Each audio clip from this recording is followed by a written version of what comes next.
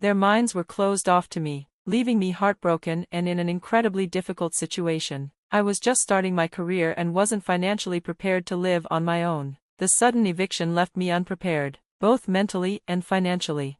At the heart of the matter was my sister, Ellie, who was 34 at the time. Despite our age gap and the natural distance it created, I never expected our relationship to turn so bitter. Ellie had been married to Noah for 5 years. They seemed happy until she suddenly accused him of having an affair with my friend, Ella. The accusation came out of nowhere. Ella, who was 26 and focused on gaining weight, had sought Noah's advice since he was a public health nutritionist. I had introduced them, never imagining the chaos that would follow. One day, Ellie came home in tears, claiming she had filed for divorce because Noah had been unfaithful with Ella for 4 months. I was shocked. Both Ella and Noah were the last people I would ever expect to be involved in an affair. Ella was a respectable woman, and Noah had always seemed devoted to Ellie.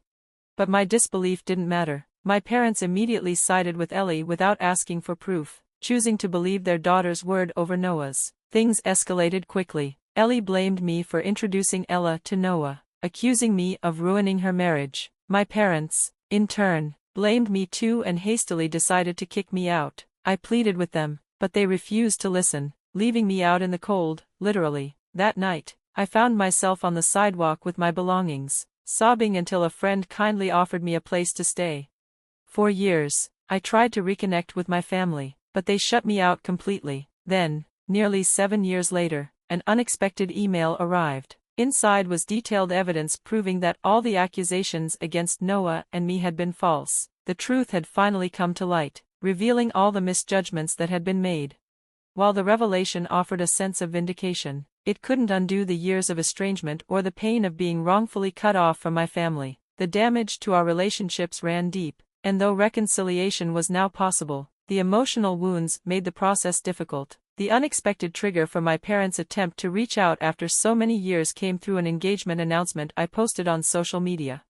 Their response was not what I expected. Instead of silence, I received a message of congratulations from my parents. This simple message opened the door to a cautious, tentative reconnection. Looking back, it became clear how deeply ingrained the belief had been that I was responsible for Ellie's failed marriage. My parents, likely influenced by their close relationship with her, had cast me out without ever understanding the truth. They had called my actions disgraceful, a harsh and unwarranted judgment, considering I had no involvement in any infidelity.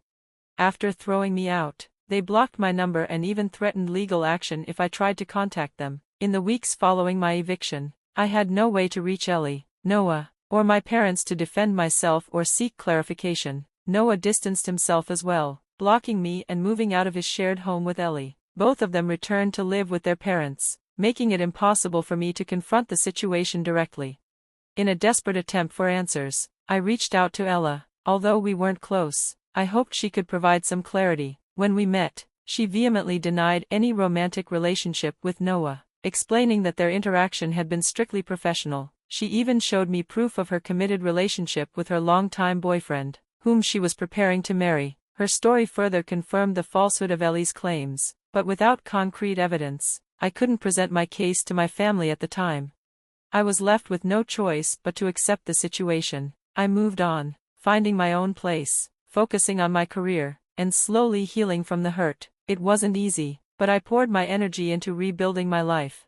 Years later, as I celebrated my engagement, the same event that led to my estrangement now brought a surprising opportunity for reconnection. My parents, after years of silence, reached out, offering congratulations. Though the scars of the past were still there, their message suggested a path toward healing what had been broken. As I move forward with my life, now enriched by my fiancé and the promise of a brighter future, I hold on to a cautious optimism about reconnecting with my family. The journey has been a tangled web of misunderstandings and revelations, and it was shocking to learn that the truth had been inverted all along. My sister, Ellie, had been the one unfaithful, not Noah. She had masterfully shifted the blame to him, accusing him of cheating with Ella, a claim I had once thought impossible given Noah's integrity and dedication to their marriage. The twist came when it was revealed that Ellie had been involved in an affair with my friend William, a sound engineer. William, who lived close to Ellie's home, was someone I had introduced casually, knowing they both shared a deep passion for music. But never did I expect that this simple connection would turn into a betrayal that upended our lives. The truth came to light through an anonymous email from Noah. After years of no contact, the email arrived out of the blue, triggered by my engagement announcement on Facebook. My fiancée, Olivia, had unknowingly played a key role in this turn of events by sharing our engagement online. It was this post that Noah had stumbled upon, leading him to reach out after years of silence. In a way, Olivia's decision to share our joy had inadvertently connected the dots between my past and present. Noah's email was factual and distant, filled with undeniable evidence of Ellie's affair with William, screenshots of their intimate conversations and secret plans to meet behind Noah's back. It was hard to absorb, but it answered the many questions that had haunted me for years. Ellie had not only lied about Noah's infidelity but had also manipulated everyone into believing he was the guilty party. The revelation completely shifted my perspective on everything I thought I knew. Noah explained that he had sent the email anonymously because he felt awkward about reopening old wounds. He had been blocked by me during the chaos of their divorce and had struggled with whether to reach out. Ultimately, his need to clear his name and expose the truth outweighed any discomfort. While the email didn't erase the years of pain and estrangement, it offered a much-needed sense of closure. With this new knowledge, the door to reconciling with my family finally opened. The impact of Noah's revelations wasn't just about understanding the truth but also about beginning to heal from the years of misplaced blame. Armed with clarity and a fresh chapter with my fiancé, I feel hopeful about the future, even as I navigate the fragile path of rebuilding those fractured family bonds. I felt ready to face the future with a new sense of resilience and hope. The journey ahead would involve mending relationships and rebuilding trust, but with the truth now uncovered, I felt empowered to confront whatever challenges lay ahead. It was time to clear the air and share the story they all needed to hear. For years, I had carried the burden of accusations that had never belonged to me, and the time had come to set things right. The emails, signed with Ellie's uncommon middle name, something only those closest to her knew, were undeniable proof of her deceit. For years, she had portrayed Noah as the unfaithful one, while she was the one involved in an affair with my friend William. She had twisted the truth to her advantage, gaining sympathy from our parents and positioning herself as the victim throughout her divorce.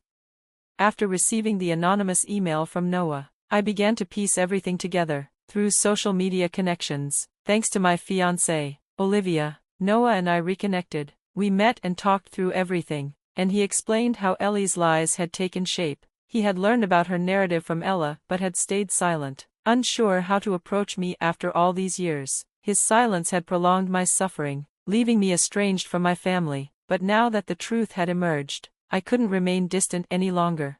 Noah and I agreed it was time to confront the situation head-on. We arrived at my parents' house unannounced, a place I hadn't stepped foot in for over 7 years. My mom answered the door, her surprise evident as we made our way into the living room. The tension was palpable as my father and Ellie appeared. Realizing this wasn't just a casual visit, when my father threatened to call the police, I stood firm, driven by the need to expose the lies that had torn our family apart.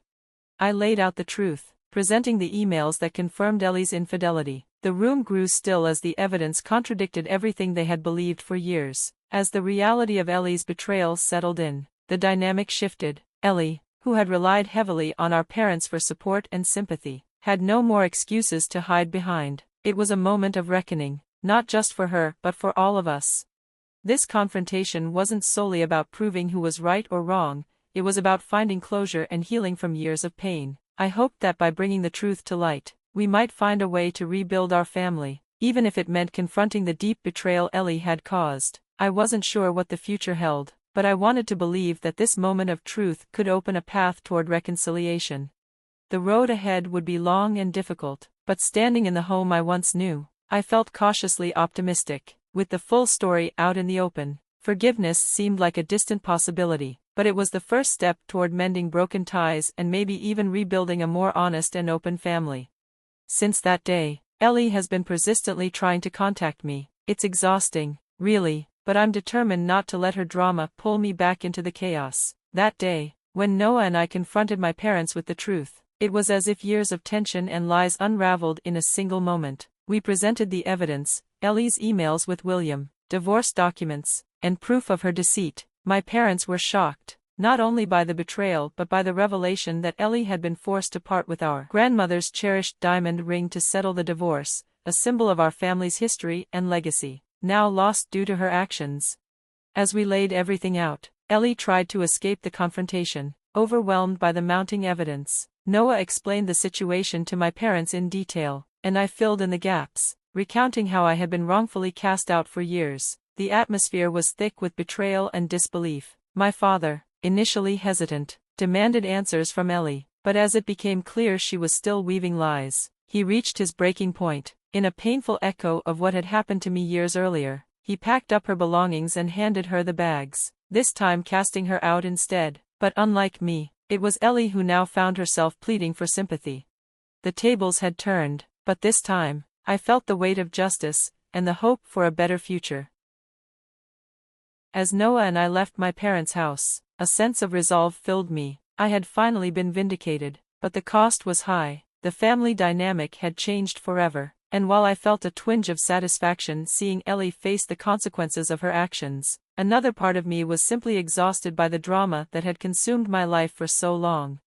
Recently, Ellie had shown up at my doorstep, a picture of desperation and tears, begging me to intervene with our parents. It was surreal to see her so unraveled, especially after she had spent years convincing everyone that I was the problem. I firmly refused to help, telling her that the debts between us had been settled. In a huff, she left a message on my door, accusing me of being vengeful. Maybe I was, but I felt justified. After everything that had happened, I had no regrets about bringing the truth to light. This entire ordeal had only solidified my decision to distance myself from her. Ellie continued to attempt contact, hoping to evoke sympathy or support, but I remained detached. The consequences of her actions, now paying her own living expenses, were hers to bear, not mine. Reflecting on everything that had transpired, I stood by my decisions. I had blocked her number once again, and any lingering guilt about her predicament had faded. It was time for me to focus on my future with Olivia, free from the shadows of the past. I hoped Ellie would find a way to rebuild her life, but it would be without my involvement. Amid the chaos of preparing for my wedding with Olivia, my parents unexpectedly reached out, wanting to reconnect after seeing our engagement announcement on Facebook. They expressed a desire to attend the wedding, doing so without even offering an apology for their past actions. It was baffling to witness their nonchalance, as if they could waltz back into my life for such a significant occasion without acknowledging the hurt they had caused. Olivia and I could only shake our heads and laugh at their messages, which seemed almost surreal in their disconnection from reality. Things escalated further when Ellie, undeterred by my previous warnings, dramatically threw herself across my car one morning, refusing to let me leave for work. I had no choice but to call the police, and she was taken away, still trying to paint herself as the victim. Despite pressing charges, I knew my parents would bail her out, and I was right. They even had the audacity to send me a lengthy text afterward, criticizing me for being too harsh and calling their betrayal an honest mistake. Their message was almost comical in its lack of self-awareness. It was as if they had forgotten the years of hurt and betrayal that had led to my estrangement, expecting forgiveness as if they had simply misplaced something rather than shattered my life. I responded firmly, reminding them that they had lost the right to dictate my actions or judge my decisions long ago. Returning from work, I found yet another message, this time inviting Olivia and me to dinner to sort things out before the wedding. They claimed they were offering both their children a second chance, as if I had been at fault in the past. Olivia and I couldn't help but laugh at their audacity. It was clear they still didn't grasp the extent of their actions or my resolve to keep them at arm's length. One last time, I wrote back, making it clear I had no interest in reconnecting or attending any dinner. I was content with my life as it had been for the past 7 years. Without them, their so-called offers of forgiveness and reconciliation meant nothing to me. With that final message, I blocked them, cutting off any further attempts at communication.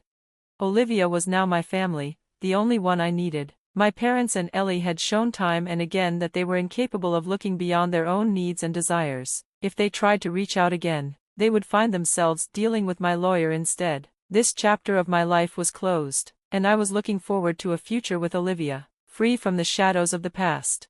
With each day that passed, I felt a sense of liberation. I was no longer bound by the weight of family drama or the expectations of others. My focus was on the life Olivia and I were building together, and it was brighter than anything I had known before. As I embraced this new beginning, I realized that sometimes, letting go is the only way to truly move forward.